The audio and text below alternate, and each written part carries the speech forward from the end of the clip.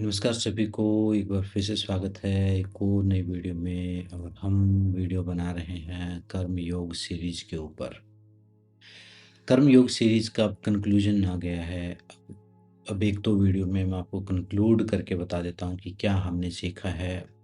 और अगर आपने पूरी सीरीज नहीं देखी तो उस पूरी सीरीज को देखो, उसमें बहुत सारे एंगल मैंने कर्म के समझाए हैं। हमारा जीवन किस प्रकार बनता है, किस प्रकार प्रभावित होता है, वो सब उसमें समझाया है। छोटी-छोटी टॉपिक भी हैं और बड़े टॉपिक भी हैं, हर प्रकार के कवर किए हैं। तो सबसे पहले तो हम शुरू करते हैं कर्मयोग के कंक्लूजन से। तो पहली चीज़ हमें ये समझनी है कि सबसे पहले हमें ये समझ में आता है कि जो महात्मा बुद्ध के 4 आर्य सत्य हैं, वही कर्मयोग की सीरीज़ का सीक्वेंस भी है। सबसे पहले तो हमें दुःख समझ में आता है। मतलब चाहे आप इस वीडियो तक पहुँचे हो, चाहे आप कर्मयोग के बारे में जान रहे हो, चाहे अध्यात्म के बारे में जान रहे हो, चाहे आप ध्यान जान रहे हो, कुछ भी जान रहे हो, तो उसके पीछे कहीं न कहीं डायरेक्ट इनडायरेक्ट जो कारण है, वो आपका दुःख है, आपके सफ़रिंग है। तो पहली चीज़ तो हमें ये समझना है कि जो दुःख है, ये रिमाइंडर हैं या अलार्म है, ये हमें खुद से खुद तक पहुँचाने का एक माध्यम है। तो जब दुःख होता है, हमें कोई चोट लगती है, कोई घटना होती है, कोई ऐसी सिचुएशन आती है, तब हम उससे मुक्ति का उपाय ढूँढते हैं। तो दुःख के प्रति पहले हम जागरूक होते हैं, तो बड़ा दुःख आना चाहिए। जागरूक तब होगे जब बड़ा दुःख होगा। तो पहले दुःख आएगा, फिर दुःख के प्रति आप जागरूक होगे कि ये दुःख आया तो उससे आपको तकलीफ़ होगी और उस तकलीफ़ से अवेयरनेस पैदा होगी। मतलब फिर आपके माइंड में ये सवाल आएगा कि ऐसा मैंने क्या किया कि मेरे साथ ये बात हुई, ये घटना हुई, ये सिचुएशन का मुझे इस चीज़ का, इस परिस्थिति का सामना करना पड़ा। तो जब दुःख की परिस्थिति का के प्रति आपके अंदर सवाल उठेगा, तब आपके आगे कर्म का सिद्धांत कहीं न कहीं डायरेक्ट इनडायरेक्ट आएगा। तब आपको कहीं पढ़ने को, कहीं सुनने को, कुछ समझने को, जहाँ आप दूसरों को समझाते थे वो चीज़, जहाँ आप दूसरों के लिए बोलते थे, आज उसका सामना आपको खुद करना पड़ता है। तो जब खुद करना पड़ता है तब आपको उसको समझने की आवश्यकता है। अगर आपने उस चीज़ को नहीं समझा है, उसको सिर्फ़ भगवान की मर्ज़ी मान के छोड़ दिया, तो बहुत बड़ा एस्केप हो जाएगा और बहुत बड़ी अपॉर्च्युनिटी से आप चूक जाएँगे और उस दुःख का जो आपके जीवन में है, उसका उपयोग नहीं हो पाएगा। और दुःख का उपयोग नहीं हो पाएगा तो फिर बार-बार, बार-बार प्रकृति को दुःख देने पड़ेंगे आपको जगाने के लिए। तो एक लूप में हमेशा फँसे रहोगे, एक पैटर्न में फँसे रहोगे और आपको कभी समझ में भी नहीं आएगा कि ये हो क्या रहा है। हो ये रहा है कि जब आप दुखी हो रहे हो तो आपको जागना है और आप जाग नहीं रहे हो। आप या तो किसी दूसरी चीज़ पर या भगवान की मर्ज़ी पर या कभी भाग्य पर, कभी ग्रह नक्षत्र पर, कभी पड़ोसियों पर, कभी किसी-किसी पर ब्लेम जो है आप डाल देते हो और वो दुःख बार-बार रिपीट होता है। अब यहाँ से शुरू होता है कर्म का सिद्धांत। एक दूसरा एक्शन ये है कि आपके अंदर थोड़ी अवेयरनेस पैदा हुई और आपके अंदर एक जिज्ञासा पैदा हुई कि मैं जानता हूँ कि मेरे साथ ऐसा क्या हुआ कि मुझे ये चीज़ बार-बार देखनी पड़ रही है। आपके हाथ में ना कोई परिणाम है, ना आपके हाथ में कोई भविष्य है, आप कुछ नहीं कर सकते। मैंने बताया बहुत छोटे से प्राणी हो। तो आपके हाथ में क्या है? आपके हाथ में 3 चीज़ें हैं। एक आपका एफ़र्ट है, एक आपका कर्म है, जो आप प्रयास कर रहे हो, चाहे वो जैसा भी जिस भी लेवल पे कर रहे हैं। मान लो मैं वीडियो बना रहा हूँ, आप सुन रहे हो, आप कुछ और काम कर रहे हो, वो प्रयास जो करना है वो आपके हाथ में है। अब ये वीडियो बनाने में मैं कैसा प्रयास करूँगा वो मेरे हाथ में है। उसके बाद दूसरी चीज़ है इंटेंशन। दूसरा आपके कंट्रोल में क्या है? इंटेंशन। आप किस भाव से कर रहे हैं उस कर्म को, ये आपके हाथ में है। आप बुरे भाव से भी कर सकते हैं, अच्छे भाव से भी कर सकते हैं। किसी भी प्रकार के भाव से कर सकते हो, आपके हाथ में है। एफर्ट आपके हाथ में है, इंटेंशन आपके हाथ में है और तीसरा है अवेयरनेस। उस चीज़ से समझ, उसको आँखें खोल के देख के उससे समझ ले सकते हो या उसको अंधेधुंध उसको ऐसे ही चलने दे सकते हो। अब आपके हाथ में सिर्फ़ 3 ही हथियार हैं। ये हमारी लिमिटेशन भी आप बोल सकते हैं, क्योंकि हम भी एक उस पर पूरी प्रकृति के एक छोटा-सा हिस्सा हैं। कोई कोई बहुत स्पेशल प्राणी हम नहीं हैं। हमारे हाथ में सिर्फ़ 3 ही चीज़ें हैं, एफर्ट, इंटेंशन और हमारी अवेयरनेस। अब इन 3 हथियारों से ही हमें पूरी जंग जीतनी है। अब यहाँ से शुरू होता है कर्म का सिद्धांत, इन 3 हथियारों से ही लड़ा जाएगा ये। अब आपको जो इस दुःख से जो मुक्ति पानी है, इन 3 चीज़ों से ही पानी है। उसके अलावा आपके पास कुछ है नहीं, जिससे आप मुक्ति पा सको। तो पहले हम अप्लाई करते हैं अवेयरनेस। जब जागरूकता आती है, हमें समझ में आता है कि दुःख हो रहा है और ये बार-बार रिपीट हो रहा है, तो अब हमें कुछ करना पड़ेगा। क्या करना पड़ेगा? अब हमारी अवेयरनेस के साथ इंटेंशन भी जुड़ी कि हमें कुछ करना पड़ेगा। अब फिर तीसरी चीज़ आती है एफर्ट, क्योंकि इसको जानने के लिए कुछ एफर्ट करना पड़ेगा। अब आप कोई शास्त्र पढ़ेंगे, कोई वीडियो देखेंगे, किसी से पूछेंगे, कुछ करने की कुछ कोई जंगल में निकल जाएगा, कोई कुछ ना कुछ खोज करेगा वो, एफर्ट करेगा। और ये 3 चीज़ें जैसे ही आपने अप्लाई की, अब आपके जीवन में परिवर्तन शुरू हो गया। ये पहला स्टेप है कर्म योग का, पहला स्टेप है कर्म के सिद्धांत को समझने का। फिर आप जानते-जानते आगे पहुँचते हैं हम इस कर्मयोग की यात्रा में हमने आगे फिर जाना कि जो जीवन में जो भी हम करते हैं वो लौट के हमारे पास ही वापस आता है। अच्छा कर रहे हैं तो अच्छा आएगा, बुरा किया तो बुरा आएगा। जैसी हमारी इंटेंशन है और बाहर के करने का बहुत ज़्यादा इफ़ेक्ट नहीं है, हमारी इंटेंशन से किस इंटेंशन से हमने किया, उसका प्रभाव जो है उस कर्म को पाप या धर्म या पुण्य पाप बनाता है। और ऐसे ही पाप और पुण्य एक बैंक अकाउंट में इकट्ठे होते-होते हमारे जीवन में हमें विभिन्न प्रकार के परिणाम देते रहते हैं और ये पूरा जीवन कार्य और कारण के सिद्धांत से चला है। जैसे एक बीज बोया तो धीरे-धीरे उग के एक पेड़ बनेगा, उससे फिर हज़ारों बीज होंगे, फिर उससे और एक पूरा धीरे-धीरे करके एक पूरा बगीचा आपके पास हो जाएगा। तो ठीक ऐसे ही कार्य और कारण से ही ये सब कुछ चलता आ रहा है। तो कर्म का सिद्धांत क्या है? कार्य और कारण का सिद्धांत है। इस चीज़ को हमने समझा। फिर हमने समझा कि कर्मों के प्रकार कितने हैं। कर्मों के प्रकार हमने जाने कि ऐसे कर्म भी हैं जो हम पहले करके आ रहे हैं और ये यात्रा हमें उसी की वजह से प्राप्त हो गई है, जो प्रारब्ध हैं। कुछ ऐसे इकट्ठे होते जा रहे हैं जो जिनका फ्यूचर में हमें कुछ परिणाम मिलेगा, वो संचित कर्म है। कुछ हम लगातार जो हमारे सबसे ज़रूरी, सबसे जो हाथ में है, वो है क्रियामान कर्म। मतलब अभी जो हम कर रहे हैं, उसको जो अगर हमने करने पे ध्यान दिया, तो जो प्रारब्ध है, वो भी सही हो जाएगा और जो संचित है, वो भी सही हो जाएगा। तो पहला सूत्र यहाँ पर निकल के आता है, वर्तमान में रहना। अभी जो 3 सवाल वाली कहानी है कि अभी जो कर रहे हो, वो सबसे इम्पोर्टेंट है। अभी जिन लोगों के साथ हो, वो सबसे इम्पोर्टेंट है। अभी जो काम कर रहे हो, वो सबसे ज़रूरी है। इस सिद्धांत को समझ के अब हमने कर्मयोग पर चलना शुरू कर दिया कि हम पास्ट फ्यूचर को नहीं कंट्रोल कर सकते। हम कंट्रोल कर सकते हैं सिर्फ़ इस समय जो काम कर रहे हैं उसको। उसके लिए हमें अपनी अवेयरनेस को वर्तमान में रखना पड़ेगा। अपनी अवेयरनेस को वर्तमान में रखना पड़ेगा। अपनी इंटेंशन हमें ये ऐसी रखनी पड़ेगी जो आगे जाके अगर हम अभी के प्लेज़र को देखेंगे तो अभी तो प्लेज़र सारी गलत चीज़ों में ही आता है। लेकिन हमें इंटेंशन ये रखनी होगी कि अभी जो हम कर रहे हैं वो ऐसा हो कि जो हमें भविष्य में भी कुछ फल प्रदान करे, कुछ अच्छा हो। मतलब अब हमने यहाँ से सकाम कर्म का की नींव रख दी।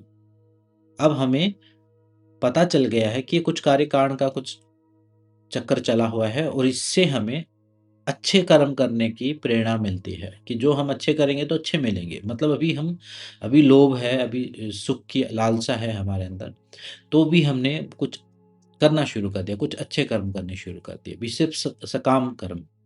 तो इन सकाम कर्म का परिणाम ये होगा कि इतनी सद्बुद्धि, इतनी अपॉर्च्युनिटी, इतनी उन अच्छे कर्मों की वजह से, उन जो शुभ कर्म है उनकी वजह से हमें इ कुछ प्रकृति ऐसा अवसर दे देगी जहाँ हम बैठ के सोच पाएँ किसी और विषय के बारे में। अगर हम सारे ही बुरे कर्म करते रहेंगे तो उसी लूप में फँसे रहेंगे और उस लूप में हो सकता है हम सुखी-दुखी भी होते रहें। लेकिन उसमें एक चीज़ पक्की होगी कि उसमें आप बैठ के सोच नहीं पाओगे अपनी मुक्ति के बारे में। इसलिए कई बार आपको लगता है कि बहुत जो बुरे कर्म करने वाले बहुत सुखी जीवन जी रहे हैं। सुख वो नहीं है जो लूप है, सुख वो है उस लूप से बाहर आ जाना। वो कौन कर पाएगा? जिसने अच्छे कर्म किए हैं। वैसी अपॉर्चुनिटी, वैसी अवेयरनेस, वैसा एनवायरनमेंट उसी को मिल पाएगा। अब जब वो एनवायरनमेंट मिला तो आपने समझा कि अच्छा अब ये दुख हो रहे हैं, तो अब इन दुखों का कुछ कारण भी है। तब आप उन दुखों के कारण को समझते हो। जो एक्सपेक्टेशन है, जो कंपैरिजन है, जो रेजिस्टेंस है, जो स्वीकार भाव की कमी है, जो नापते रहते हो, जो इमेज बना के रखते हो, जो एक ईगो क्रिएट अपने अंदर ईगो रखते हो, हर चीज को से एसोसिएट होके बात सोचते हो, अविद्या जिसको बोलते हैं। तो जब इन सारे कारणों को जानते हो तो आपको समझ में आता है कि ये जो दुख है ये कोई बाहर से नहीं दे रहा है। बाहर से तो थोड़े बहुत दुख प्राप्त हो रहे हैं, जैसे मैंने बताया, आधि दैविक आधि भौतिक दुख हैं जो वो बाहर से हैं, और वो भी काफी मात्रा में समाप्त हो जाएंगे अगर सही कर्म कर रहे हो आप। तो ज्यादातर जो दुख है वो जो दुख है, जो सफरिंग है, वो आध्यात्मिक है। आध्यात्मिक दुखों के कारण को जाना, अब धीरे धीरे उस पर आपने काम करना शुरू किया, क्योंकि अब आपको ये समझ में आ गया कि आप ही समस्या थे और आप ही समाधान है। कोई तीसरी जो शक्ति है वो तो सिर्फ एक नियम है। तीसरी शक्ति का कोई इंटरेस्ट नहीं है आपको सुखी दुखी करने में। सिर्फ आपकी वजह से ही आप सुखी दुखी होते रहे हो। भगवान को तो ऐसे समझिए कि वो नियम बनाए और वो सो गया। अब वो नियम काम कर रहा है। जैसे समझो, मान लो एक मोबाइल है, मोबाइल मान लो एक कंपनी ने बनाया और मोबाइल का सॉफ्टवेयर डिजाइन किया और इसको मार्केट में छोड़ दिया। अब उसको वो कहीं से घूमते घूमते मान लो कहीं किसी और देश में बन के किसी और देश में किसी और व्यक्ति के पास है अभी ये। लेकिन ये काम कैसे कर रहा है? ये काम कर रहा है इसमें जो नियम डाले गए हैं, जो सॉफ्टवेयर इंस्टॉल किया गया उसके हिसाब से। तो ठीक ऐसे ही हमारे जीवन का जो सॉफ्टवेयर है वो कर्म के सिद्धांत से चलता है। वो नियम काम कर रहे हैं। अब वो एप्पल कंपनी कुछ नहीं कर रही है मोबाइल को कंट्रोल करने में। अब वो बस वो जो नियम है वो काम कर रहे हैं। उसको कैसे जोड़ना है, उससे कैसे कनेक्ट होना है, कैसे उसमें डिलीट करना है, कैसे कोई चीज़ डाउनलोड करनी है, कैसे उसमें कोई ऐप काम करेगी, वो सब बना दिया है, छोड़ दिया है। और एक एक ऑप्शन दे दिया है कि इसमें जागरूकता नहीं, लेकिन हमारे अंदर जागरूकता है, हम अपने बारे में सोच सकते हैं। ये डिफरेंस है इस निर्जीव में और इस सजीव में। इसमें वो अवेयरनेस नहीं है, हम में वो अवेयरनेस है। तो जब हम उस अवेयरनेस का उपयोग करके अपने उन कर्मों के लूप को, उन कारण को, सिद्धांत को जानते हैं, तो चीज़ों को स्वीकार करना शुरू करते हैं। कंपैरिजन बंद कर देते हैं, एक्सपेक्टेशंस को थोड़ा ढीला करते हैं, थोड़ा कम करते हैं। सेल्फ की ईगो इमेज नहीं हम बनाते हैं। अपना काम हम ईमानदारी से करते हैं, सभी से प्रेम करते हैं, कृतज्ञता का भाव रखते हैं, और हमें एक यूनियन का अनुभव होता है, एक योग का अनुभव होता है। वो योग, जिस योग की बात आप सोचते हैं कि परमात्मा से कभी जुड़ जाएंगे, वो पहले आपको प्रकृति से, लोगों से, अपने आसपास की चीज़ों से महसूस होगा, तभी उस सुप्रीम से महसूस होगा। तो जब आप देख रहे हो कि हर चीज़ आपके जीवन को प्रभावित कर रही है, और एक हर और आप हर चीज़ को प्रभावित कर रहे हो, तो एक इंटर रिलेशन है इस जीवन में, एक दूसरे के ऊपर इंटरडिपेंडेंसी है। तो इससे हम अलग नहीं हो सकते, तो हम इस फ्लो में फिर बहना शुरू करते हैं। और अब हम अपने कर्म जो है जागरूकता के साथ करना शुरू करते हैं।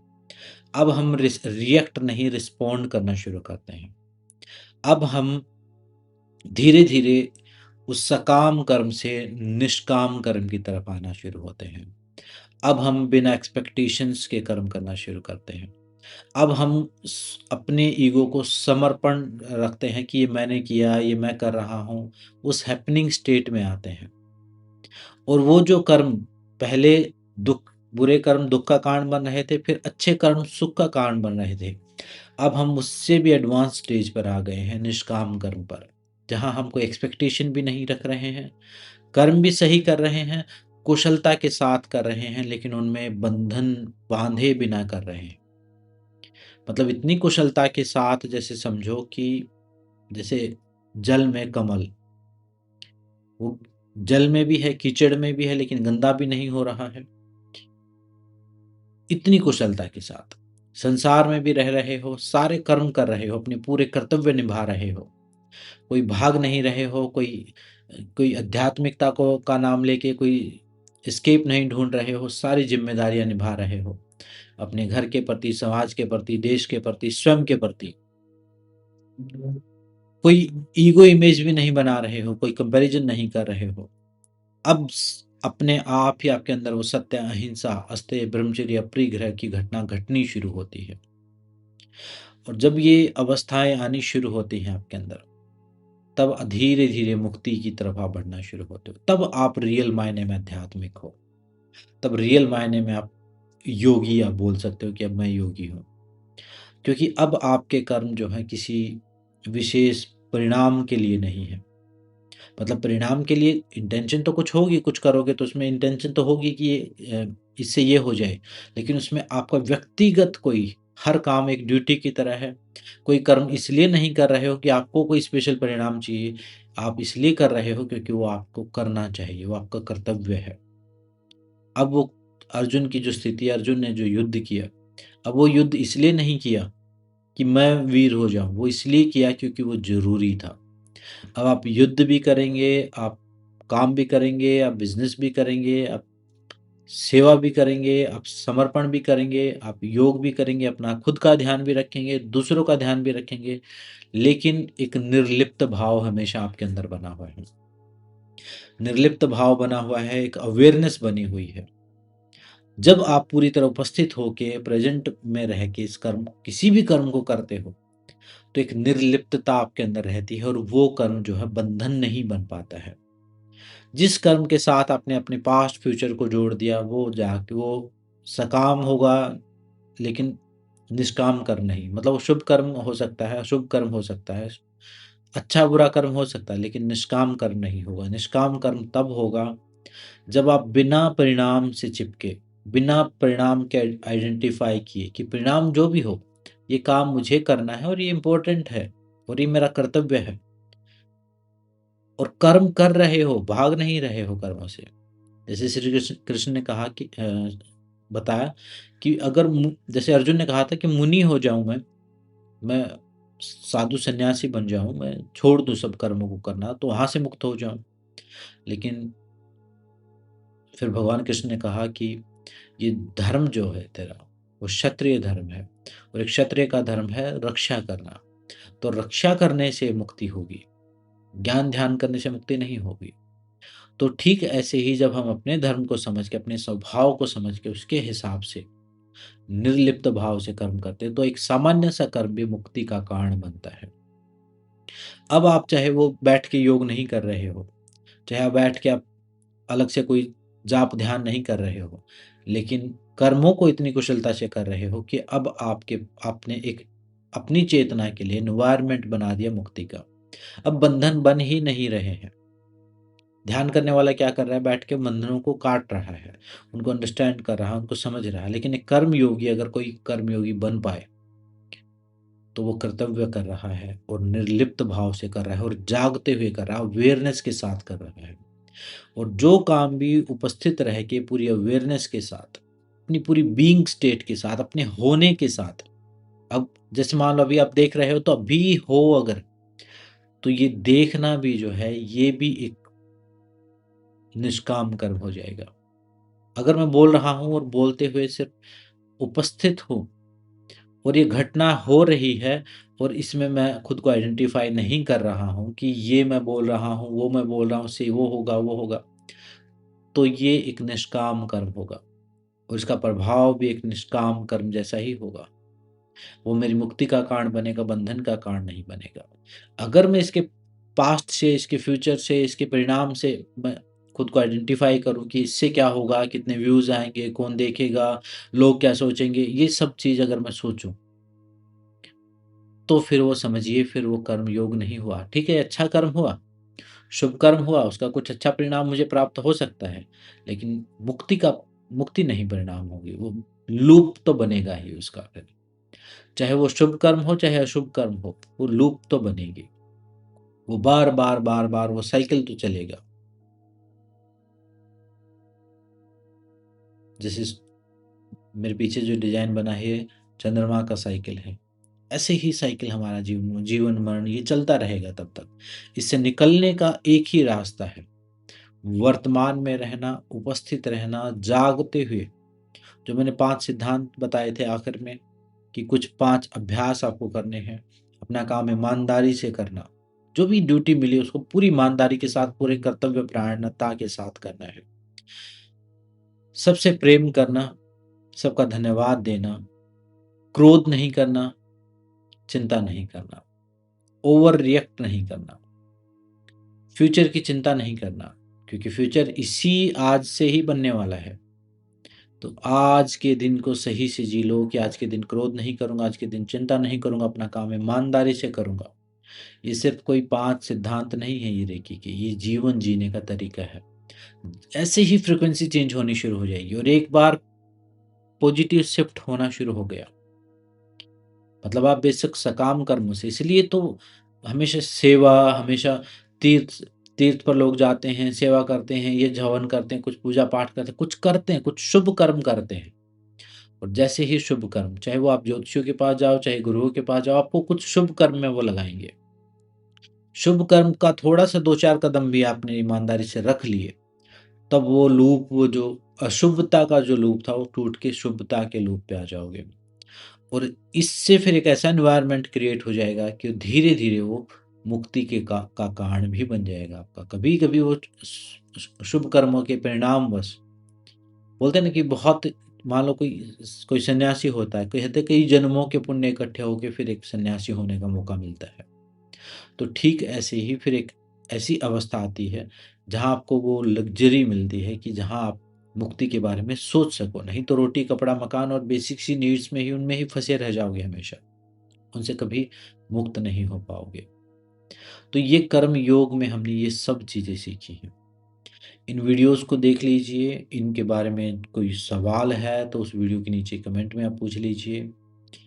अगर आज नहीं देख पा रहे हो तो कभी भविष्य में जब आपके पास अपॉर्चुनिटी आए, मतलब अभी मैंने बना के छोड़ दी है, और इसके अंदर कुछ बेसिक 1-2 वीडियो और बनाऊंगा मैं, जिसमें स्टेप्स भी बताऊंगा। पूरा एक रास्ता मैं दे दूंगा कि ये रास्ते से आप चल सकते हो, और उस रास्ते पर का अभ्यास भी मैं करवा रहा हूँ। जब मैंने इस सीरीज शुरू करी थी, तो उस कुछ लोगों को इनवाइट किया था कि जो चीज़ें हम यहाँ बोलेंगे, उनको आप प्रैक्टिस करेंगे अपने जीवन में। वो कॉन्शियसनेस की, वो जागरूकता की, उस स्वाध्याय की, उस अभ्यास की, उस वैराग्य की, वो सारे एलिमेंट जो है मैंने कुछ लोगों को प्रैक्टिस भी कराए हैं। तो अब ये देखते हैं कि उनके जीवन में क्या परिवर्तन आएगा। और उसमें अभी कर्म का करने का कुछ ऐसी एक्टिविटी मैंने नहीं डाली है, लेकिन सेल्फ से रिलेटेड जो चीज़ें वो डाली हैं, और उनको बहुत जीवन में बहुत एक नेक्स्ट लेवल महसूस हो भी रहा है। तो आगे इसके बारे में जो स्टेप्स हैं वो भी मैं बताऊंगा, उन स्टेप्स पर आप थोड़ा चलने की कोशिश करना। और भी रिलेटेड वीडियो हैं, आगे ज़रूरत पड़ी तो और भी डालेंगे। और भी बाकी की जितनी भी वीडियो हैं वो इंटरकनेक्टेड है, मतलब ये कर्मा सीरीज ऐसा नहीं कि अब ये फिनिश हो जाएगी, अब ये ख़त्म हो गई, ये चलती रहेगी। इसमें कुछ ना कुछ और ऐड, चाहे वो पतंजलि सीरीज है वो भी इसके साथ जुड़ी हुई है, चाहे इसके बाद कोई और सीरीज आएगी वो भी इसी में जुड़ी होगी। तो ये इंटरकनेक्टेड है। तो कर्म योग जो है उसका जो एरिया बहुत बड़ा है। वहाँ पर सिर्फ इतना ही नहीं है कि ये 8 अंग हैं यहाँ पर चलिए, वो ठीक है, वो योग जो है वो ये सारा इंटीग्रल योगा है। मतलब यहाँ पर आपको सिर्फ ऐसा नहीं कि मैट बिछा के आप योग कर रहे हो वही योग है। ये कर्म योग, ज्ञान योग, भक्ति योग, ये तीनों मिला के ही एक योग पर आप चल पाओगे। अगर कर्म के साथ ज्ञान और भक्ति, समर्पण और भक्ति नहीं है तो निष्काम कर्म नहीं हो पाएगा। और अगर कर्म योग के साथ ज्ञान नहीं है तो कर्म योग भी नहीं हो पाएगा। थोड़ी अवेयरनेस, थोड़ी समझ तो उसमें भी चाहिएगी। और अगर ज्ञान योग के साथ कर्म नहीं है तो ज्ञान सिर्फ बातचीत बन के रह जाएगा। और ज्ञान योग और कर्म योग के साथ समर्पण नहीं है तो मुक्ति तक नहीं पहुंच पाओगे। समर्पण जरूरी है, लेकिन अंत में, शुरू में डाउट जरूरी है, उसके बाद समर्पण जरूरी है। पहले ना कहना जरूरी है, उसके बाद हाँ कहना जरूरी है। तो ये जितने ये तीनों प्रकार के योग जो है वो जुड़े हुए हैं, और हठ योग जो है, हठ योग इन सबको कॉम्प्लीमेंट करता है, इनके लायक बनाता है। अविद्या का पर्दा जो हटाता है वो हठ योग ही हटाता है। अगर कोई ऐसा व्यक्ति हो, एक रैंडम हम किसी एक व्यक्ति को ले लें और उसको ये सारा ज्ञान हम समझा दें, अगर उसने हठ योग नहीं किया है तो उसको समझ में आएगा ही नहीं।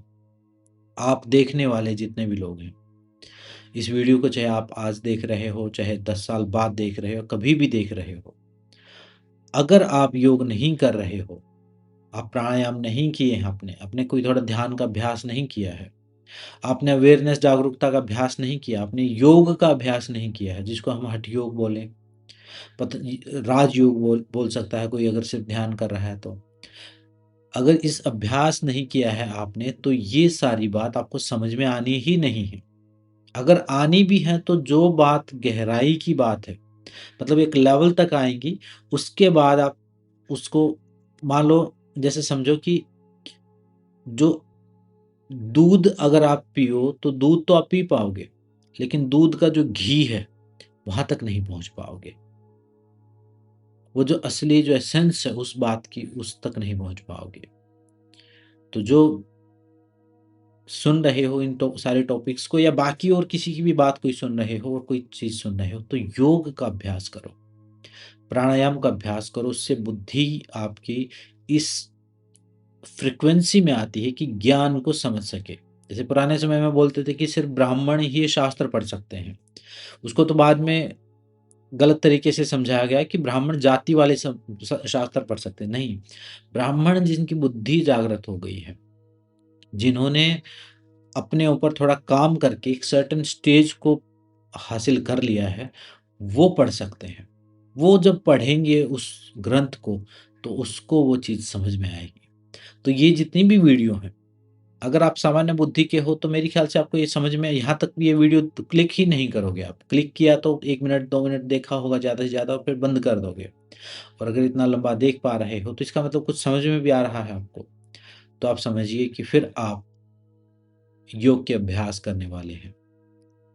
अगर नहीं करने वाले हैं तो ये समझिए कि अगर, तो फिर आप में वो बुद्धि पहले है, वो उस लेवल की कॉन्शियसनेस।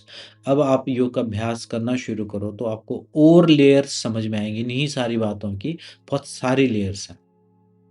इसको सिर्फ ऊपरी स्तर पर भी समझा जा सकता है और बहुत डीप लेवल पर भी समझा जा सकता है। हर बात की बहुत सारी लेयर है, क्योंकि शास्त्रों में जो बताई गई है, मेरी तो कोई बात है नहीं यहाँ पर, लेकिन जो शास्त्रों में जो बताई गई है वो सारी बहुत सारी लेयर्स हैं उनकी। लेकिन वो तभी समझ में आएंगी जब आपकी बुद्धि उतनी सूक्ष्म हो। वो बुद्धि सूक्ष्म होगी प्राणायाम के अभ्यास से, ध्यान के अभ्यास से, अवेयरनेस के अभ्यास से, ऑब्जर्वेशन के अभ्यास से। जो प्रज्ञा जिसको बोलते हैं, वो जागृत बुद्धि जब होगी, तो उससे आपको वो ज्ञान समझ में आएगा, उससे ही आप अप्लाई कर पाओगे, तभी कोई मुक्ति के बारे में सोच पाओगे। नहीं तो बात ही नहीं समझ में आएगी, ज़रूरत ही नहीं महसूस होगी। लगेगा कि सब सही चला हुआ है, मज़ा आया हुआ है जीवन में, पूरा आनंददायक जीवन लगेगा। ये जो सवाल है ये कभी उठेगा ही नहीं कि कुछ अलग भी हो सकता है। ये तब हो सकता है या तो सब कुछ आपको प्राप्त हो जाए, तब आपको लगेगा कि ये सब कुछ तो मेरे को प्राप्त हो गया, लेकिन वो किसी को प्राप्त होता नहीं, तो कुछ ना कुछ संभावना बनी रहती, तो आगे उस आगे की तरफ और आगे और आगे और आगे सुख जो है फ्यूचर में खिसकता चला जाता है हमारा। तो कर्म योग है वर्तमान में रह के, अपनी रिस्पॉन्सिबिलिटी स्वयं लेके, अपने पैटर्न्स को समझना, कॉन्शियसली उन पर काम करना, उनके प्रति अपनी ज़िम्मेदारी लेना, और उनमें सुधार के लिए जो भी एफ़र्ट और इंटेंशन और अवेयरनेस से जो किया जा सकता है, वो करना, वो असली कर्म योग है। तो इस वीडियो में इतना ही। अगली वीडियो में कर्म योग का रोड मैप मैं आपको दूँगा, और फिर इस वीडियो सीरीज़ को हम कंक्लूड करेंगे। तो मिलते हैं नेक्स्ट वीडियो में। सबका धन्यवाद, सबको नमस्ते।